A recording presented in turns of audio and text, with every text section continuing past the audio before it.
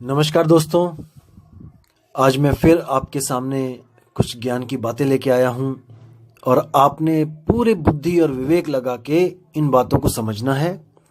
और मुझे बहुत खुशी हो रही है कि आप लोग की जो विवेक है, आप लोग का जो विवेक है वो आगे से आगे बढ़ता ही जा रहा है। क्योंकि आप लोग की जो मेल्स आती हैं मुझे, और क्या प्यारे आप सवाल जवाब करते हो, उसमें बहुत अच्छा लगता है कि आपकी जो विवेक का लेवल है वो आगे से आगे बढ़ता ही जा रहा है और आप आगे से आगे उन चीज़ों को खोजने की यात्रा कर रहे हो जो आम इंसान के बस की बात नहीं है। बहुत अच्छी बात है कि आप उन चीज़ों को समझने की कोशिश कर रहे हो जो बड़े बड़े संत, जो यहाँ पे स्वयंभू संत बने बैठे हैं, वो भी उस लेवल को प्राप्त नहीं कर पाए। बहुत खुशी की बात है दोस्तों। मुझे लगता है ये ऑडियोज बनाना मेरा सफल हो रहा है। बहुत बहुत मेरा दिल खुश होता है जब कोई भी ऐसे ऐसे सवाल पूछता है जो एक आम इंसान पूछ ही नहीं सकता, सोच ही नहीं सकता। इसका मतलब कि आप लोग की जो विवेक की शक्ति है वो बढ़ रही है। बहुत खुशी होती है दोस्तों, क्योंकि एक विवेक ही है जो आपको हर जगह बचाएगा। क्योंकि कबीर साहब कहते हैं, लुट गया रे व्यापारी परख बिना। अगर आप परख नहीं करोगे, कहीं सब्जी मंडी में चले गए, कहीं फलों की मंडी में चले गए और आपने परख नहीं करी, तो आपको घटिया माल मिल जाएगा। क्योंकि वहां पे अच्छे और घटिया दोनों तरह के माल बिकते हैं। रेट में फर्क होता है। अगर आपने परख नहीं करी तो आपको कोई भी घटिया माल पकड़ा सकता है और आप उसको लेके घर चले जाओगे और वो बदली नहीं होता है, वापस बदला नहीं जाएगा। इसी तरह जो आपको ये जन्म मिला है, अगर आपने पूरा विवेक नहीं लगाया इसमें, तो आप इस जन्म को एक तरह से खो दोगे। इसलिए मैं हमेशा अरदास करता हूं कि अपने विवेक को हमेशा काम पे लगाए रखो। मेरी ऑडियोज बार बार सुनो और हर बार आपको कुछ ना कुछ इसमें नई चीज मिलेगी। आपका विवेक कुछ ना कुछ ऐसी नई चीज पकड़ेगा जो आप पिछली बार में नहीं पकड़ पाए होगे। इसीलिए मैं कहता हूं, बार बार अभ्यास ते जड़मत होत सुजान, रसरी आवत जातते सिलते पड़े निशान। आप उन चीजों को जरूर समझ पाओगे, जरूर पकड़ोगे जो मैं बताने की कोशिश कर रहा हूं। और मैं लंबी वीडियोस ऑडियोज नहीं इसलिए बनाता हूं क्योंकि ज्यादा देर बंदा कंसंट्रेट नहीं कर पाता किसी एक चीज पे। इसलिए 10 मिनट, 15 मिनट, हद 20 मिनट। तो दोस्तों, आज जो मैं आपको कुछ बताना चाहता हूं वो है संत की निंदा। आखिर क्या होती है संत की निंदा और उसका परिणाम क्या होता है, मैं आपको आज ये सब क्लियर करने जा रहा हूं। आपने बड़े विवेक से, ध्यान से इनको परखना है कि मैं क्या बोल रहा हूं, सच बोल रहा हूं कि झूठ बोल रहा हूं। तो आइए शुरू करते हैं दोस्तों। आपने एक वाणी सुनी होगी, जो कोई निंदे संत को संकट ताको होई, नरक जाए जन्मे मरे मुक्ति कभू ना होई। आपने ये वाणी है, ये कबीर साहब की वाणी है। आपको ऐसा भी सुनने में आएगा, कई स्वयंभू संत जो बन के बैठे हुए हैं यहाँ पे, वो आपको ऐसे भी भ्रमित कर सकते हैं कि ये वाणी संत की नहीं है, यानी कबीर साहब की वाणी ही नहीं है। कबीर साहब ऐसा कभी बोल ही नहीं सकते। ये जरूर उन पाखंडी संतों की है जो कबीर साहब के बाद आए और उन्होंने वाणी में मिलावट करी। अब उनकी बुद्धि देखिए दोस्तों, उनका लेवल देखिएगा आप कि कैसी बुद्धि वो लेके बैठे हैं और दुनिया को समझा रहे हैं। अब इस वाणी को आप परख करिए।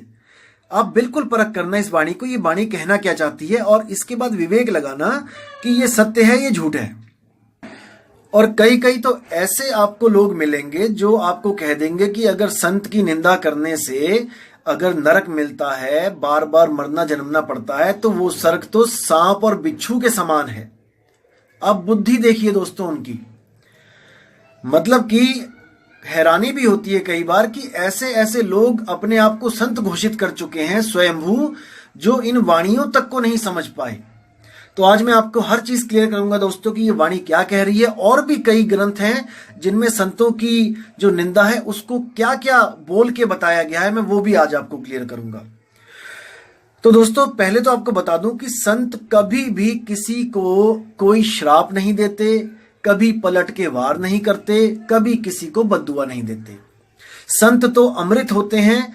अमृत को आप चाहे उसमें आप डंडे मारो, किसी अमृत की बोतल को चाहे आप उसको आग पे चढ़ा दो, चाहे आप उसको कितनी गालियां दो, लेकिन अगर आप उसको पियोगे तो आपको अमृत ही मिलेगा, क्योंकि अमृत का मतलब केवल अमृत है, विष कदापि नहीं।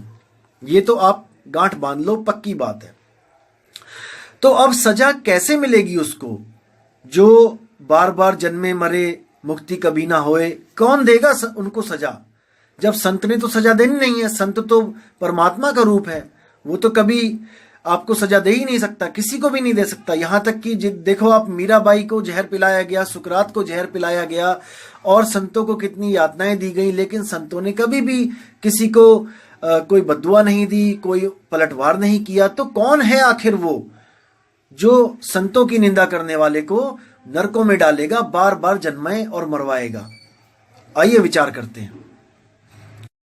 दोस्तों, जैसे आपने किसी शादी पार्टी में कहीं पे गए, आप भोजन खाने गए, और वहां पर क्या हुआ कि किसी ने गलती से उसमें कोई ऐसी चीज मिला दी जिससे वो विष हो गया, वो उसमें जहर मिल गया। मान के चलो कि कोई सांप गिर गया या कोई छिपकली गिर गई उसी भोजन में, और वो बहुत ज्यादा उसमें जहर हो गया।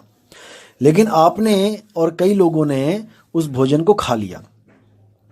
अब जैसे ही उसको खाया तो कुछ समय के बाद वो असर करना शुरू करेगा। जैसे मान के चलो कि 5 घंटे बाद असर उसका शुरू होगा जहर का, और 1 घंटे के अंदर मौत हो जाएगी, यानी 6 घंटे में बंदा मर जाएगा।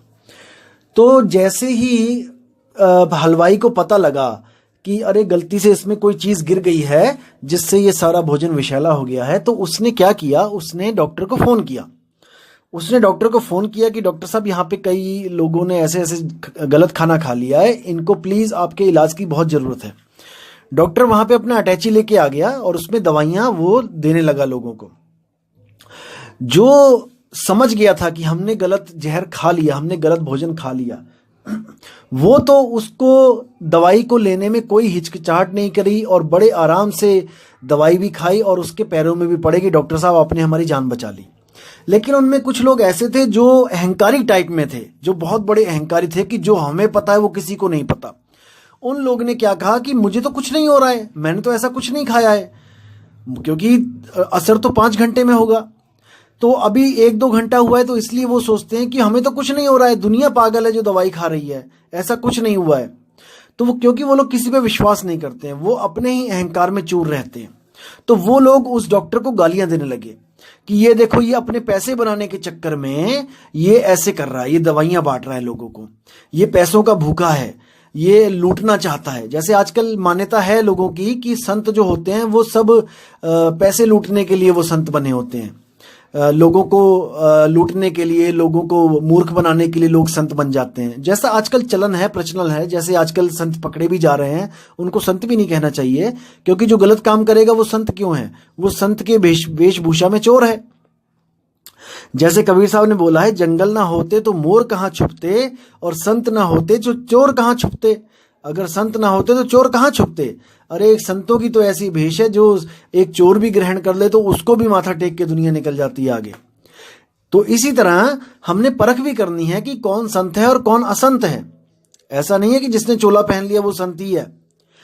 तो यहां पर उस डॉक्टर को कुछ लोगों ने गालियां भी दी, अपनी अपनी बुद्धि के हिसाब से। जिनके पास विवेक था उनको पता लग चुका था कि जो हमें बीमारी लग गई है, जो हमने गलत खाना खा लिया है, जिसके कारण हमारी मौत होने वाली है, अगर हम इसकी शरण में गए तो हम उससे बच जाएंगे। और जो लोग कहते कि हम किसी की शरण में नहीं जाएंगे, ये डॉक्टर तो पैसे कमाने के लिए आया यहाँ पे, तो वो लोग का क्या हाल होगा, जहर ही उनको मारेगा, डॉक्टर नहीं मारेगा। डॉक्टर तो दवाई लेके आया है।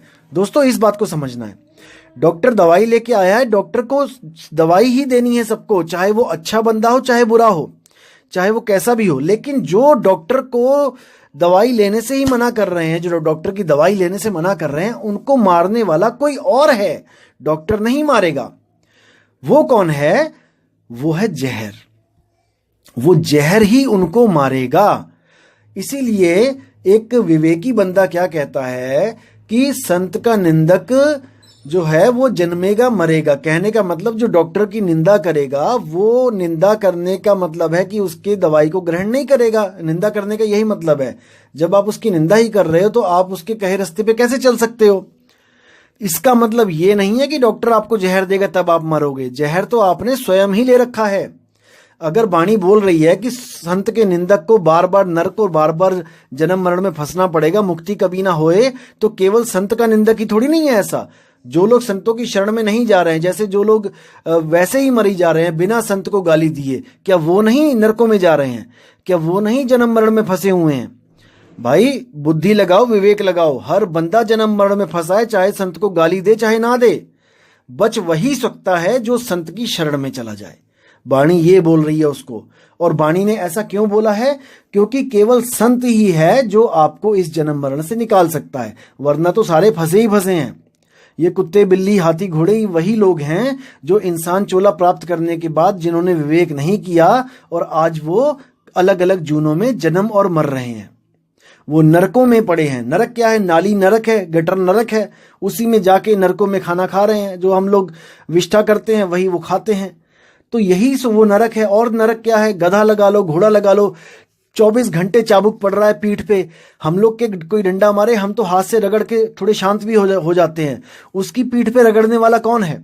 वो बेचारा खाल इधर उधर करता रहता है। हाथ पैर तो उसके लग नहीं सकते वहां पे, वो उसको मल नहीं सकता जहां पे डंडा पड़ा है। तो वो नरक है। वो रोता रहता है, पीछे डंडे पड़ते रहते हैं, आगे वो रोता रहता है।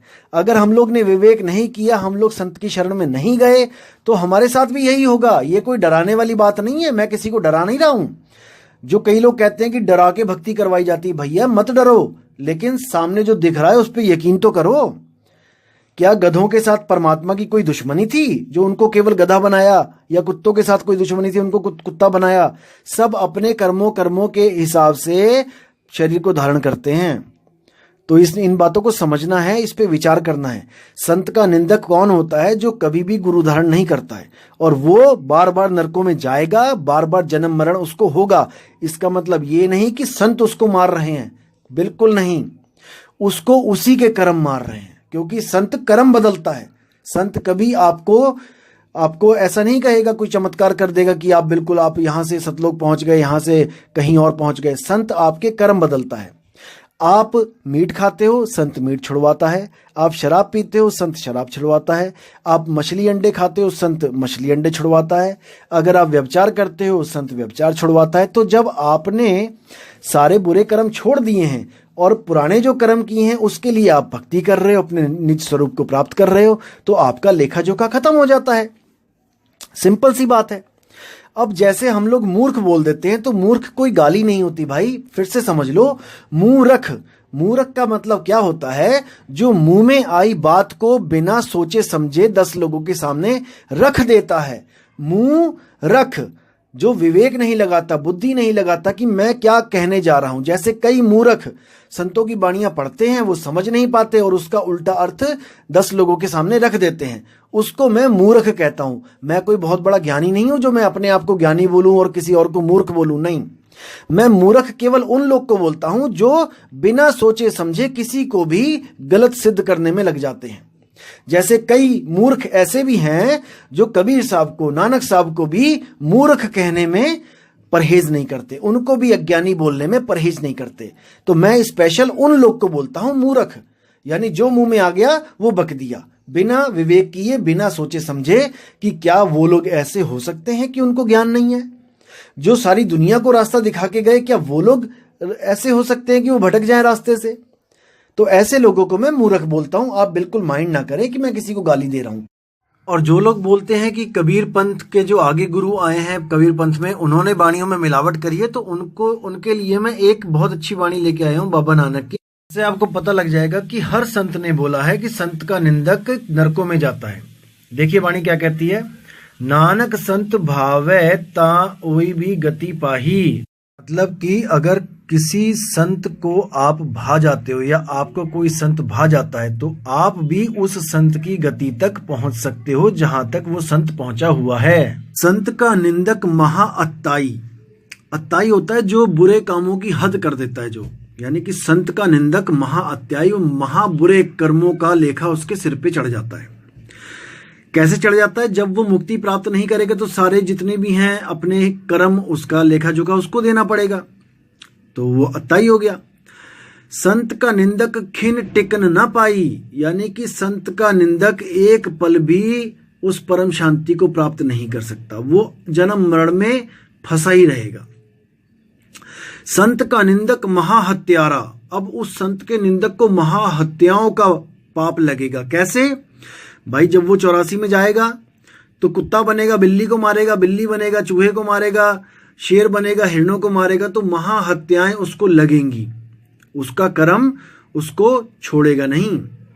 संत का निंदक परमेश्वर मारा, यानी कि संत के निंदक को परमेश्वर के द्वारा भी इसमें बोला गया है कि मरण जन्म लगा रहेगा। परमेश्वर भी उसकी मदद नहीं कर सकता, क्योंकि परमेश्वर ने ही तो संत को भेजा था कि जीवों को बचा लो, जीवों को पार करो, उनको नाम दो, यहां से मुक्त करो, और उसी की निंदा कर दी तो भाई दूसरा कोई ऑप्शन ही नहीं है।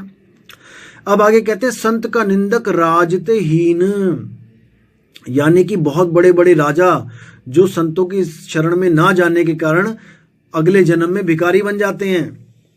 संत का निंदक दुखिया और दीन, वही बात आ गई कि बहुत दुखी हैं, बहुत दीन हो जाते हैं, बहुत भिखारी बन के भटकते हैं। संत के निंदक को सर्व रोग, संत के निंदक को सर्व रोग मतलब ये नहीं कि उसको टीबी हो गया, हैजा हो गया। सर्व रोग मतलब कि जन्म मरण, क्योंकि जन्म मरण है, शरीर है तो हर रोग लगेगा ही लगेगा।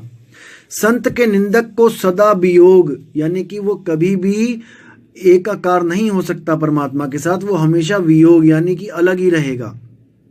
संत की निंदा दोख माही दोख, यानी कि दोख यानी पाप, कि पापों में बड़ा पाप, वो संत की निंदा है।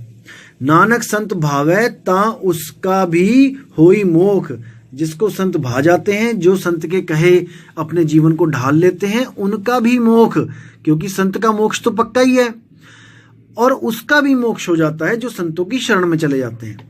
संत का दोखी सदा अपवित्र, यानी कि संत का जो दोखी है वो हमेशा अपवित्र रहेगा, वो पवित्रों की गिनती में आ ही नहीं सकता। संत का दोखी किसी का नहीं मित्र, वो किसी का मित्र भी नहीं रहेगा। संत के दोषी को डान लागे, डान यानी डन, जैसे कोई जिसे जुर्माना बोल देते हैं, डन। संत के दोखी को सब त्यागे, उसके साथ कोई भी नहीं रहता, सब उसको त्याग देते हैं। जैसे अंत समय में सब त्याग देते हैं, लेकिन अगर संत होगा तो अंत समय में भी शब्द हमेशा उसका साथ देगा जो संतों के द्वारा दिया जाता है, जिसको हम राम बोल देते हैं। जैसे बोला गया है, सेवा को दो ही भले, एक संत एक राम, राम है दाता मुक्ति का, संत जपावे नाम। संतों का काम होता है राम के साथ जोड़ना, और राम आपके साथ सदा रहेगा। ऐसा कोई समय नहीं होगा जहां राम आपको कभी छोड़ दे। संत का दोखी महा अहंकारी, जो अहंकारी होंगे, महा अहंकारी, वही संत के दोखी होंगे। जो दीन होगा, जो विवेकी होगा, वो संतों से प्रेम करेगा। संत का दोखी सदा विकारी, हर तरह के विकार उस बंदे में होंगे जो संतों की निंदा करेगा। संत का दोखी जन्मे मरे, संत का दुखना सुख ते टरे, यानी उसको कभी भी सुख सपने में नहीं मिल सकता जो संतों को दुखी करेगा। संत के दोखी को नाही ठाओ, नानक संत भावे ता लय मिलाई, यानी कि जो उस संत को अगर कोई भा गया तो समझ लो कि वो उसको उस परमात्मा से मिलाएगा, वो पक्का मिला देगा। लेकिन जो संतों की निंदा करेगा भाई, वो तो जन्मेगा मरेगा, नरकों में जाएगा, इसमें कोई दो राय नहीं है। और उसके अपने कर्म उसको नरकों में लेके जाएंगे, ना कि संत। संत के पास तो केवल क्षमा ही होती है। संतों को कोई गले से गला भी काट दे संतों का, तब भी वो उसके लिए अरदास ही करेंगे। जैसे ईसा मसीह को जब चढ़ाया गया था सूली पे, तब भी उसने यही बोला था कि हे परमात्मा, इनको नहीं पता कि ये क्या कर रहे हैं, इनके पापों को क्षमा करना। तो इन बातों को दोस्तों विवेक में रखना है। विवेक आपके पास जो है वही आपका सच्चा साथी है, अन्यथा आपका कोई साथी नहीं है। सब आपको भरमाने में ही लगे रहेंगे। अपने विवेक पे भरोसा करना सीखो और इस दुविधा से निकलो कि आप बिना किसी के कोई डिसीजन नहीं ले सकते। आप ले सकते हो दोस्तों, आप ले सकते हो, बस कोई ऐसा मिले जो आपको विवेक देता रहे। और आप उस विवेक के साथ अपना विवेक मैच करके उसकी भी सत्यता को आप प्रमाणित करते रहो, समझते रहो कि वो सच बोल रहा है या झूठ। और अगर वो सच बोल रहा है तो आप अपने विवेक को उस लेवल तक पहुंचाओ और उसके साथ मिल जाओ। मैं ये नहीं कह रहा कि मेरे साथ मिल जाओ, कोई भी विवेकी मिलता है आपको जो हमसे भी आगे की अगर कोई बात करता है तो आप बेशक आगे चले जाओ, लेकिन पीछे मत जाना, पीछे बिल्कुल मत जाना, क्योंकि फिर कोई फायदा ही नहीं आपका आगे बढ़ने का अगर आप दोबारा वापस बैठ जाओगे तो। हाँ, अगर इस ज्ञान से आगे आपको कहीं भी इस दुनिया में ज्ञान मिलता है तो कोई बंधन नहीं है दोस्तों, कोई बेड़ियां नहीं डली हैं, आप तत्काल ही गुरु को त्याग सकते हो और अगला गुरु धारण कर सकते हो। इसमें गुरु कभी आपसे नाराज भी नहीं होगा, क्योंकि याद रखना दोस्तों, 10वीं पार करने के बाद जो गुरु 10वीं तक पढ़ाते हैं वो कभी नहीं चाहते कि आप उन्हीं के स्कूल में रहो, अटके रहो, नहीं। वो आपको कॉन्ग्रेचुलेशंस करते हैं कि आपने 10वीं कंप्लीट कर ली, अब आप आगे किसी और स्कूल में एडमिशन लो, आप 11वीं और 12वीं करो। तो इस तरह जो सच्चा गुरु होता है वो कभी आपको बंधन में नहीं डालेगा कि आप केवल यहां रहो। तो दोस्तों, आज का ज्ञान मैं यही समाप्त करता हूं और अगले ऑडियो में मैं आपको कुछ वाणियां ऐसी लेके आऊंगा जिससे आपके भ्रम के पर्दे हमेशा के लिए खुल जाएंगे और आपको एक नई राह दिखाई देगी जो आज तक हमें किसी ने नहीं बताई थी। तो दोस्तों, उम्मीद करता हूं आपको ऑडियो अच्छा लगा होगा और आपने इसको बहुत मन लगा के सुना भी होगा, और आगे से आगे अपने जो घनिष्ठ मित्र हैं, अपने जो विवेकी, अपने जो साथी हैं, अपने रिश्तेदार हैं, आप उनको भी ये शेयर करते रहिए, क्योंकि पता नहीं कौन सी आत्मा कहाँ पर उस परमात्मा के लिए तड़प के बैठी है और उसको कोई रास्ता नहीं मिल पा रहा है, और अगर मिल भी रहे हैं तो अधूरे रास्ते मिल रहे हैं जो वहां तक पहुंचते नहीं हैं। तो दोस्तों, अगर आप ये शेयर करोगे तो आपको भी इसका लाभ होगा, परमात्मा आप पर भी पूरी दया रखेगा, क्योंकि आप जरिया बन जाते हो सच्चे मार्ग तक किसी को पहुंचाने का। तो दोस्तों, उम्मीद करता हूं आपको सब विवेक से हर चीज समझ में आ रही है, और कोई भी सवाल होता है आप मुझे मेल कीजिए, आपका जरूर उत्तर दिया जाएगा। ऐसी कोई सवाल नहीं जिसका उत्तर संतों के पास नहीं होता। हमारे जो गुरुजी महाराज हैं, ऐसा कोई सवाल का जवाब नहीं जो उनके पास नहीं है। तो दोस्तों, अब विदा चाहूंगा और आपसे उम्मीद करूंगा कि आप हमेशा मेरी वीडियो जो ऑडियो में बना रहा हूं इसको बार बार सुने और इसको विवेक के द्वारा अपने अंतरात्मा तक पहुंचाएं। तो विदा चाहूंगा दोस्तों। जय गुरु बंदी छोड़ कबीर साहिब, जय गुरु बंदी छोड़ मदन साहिब, जय जय गुरु बंदी छोड़ वैराग साहिब जी की सदा ही जय हो। साहिब बंदगी सतनाम। नमस्कार दोस्तों,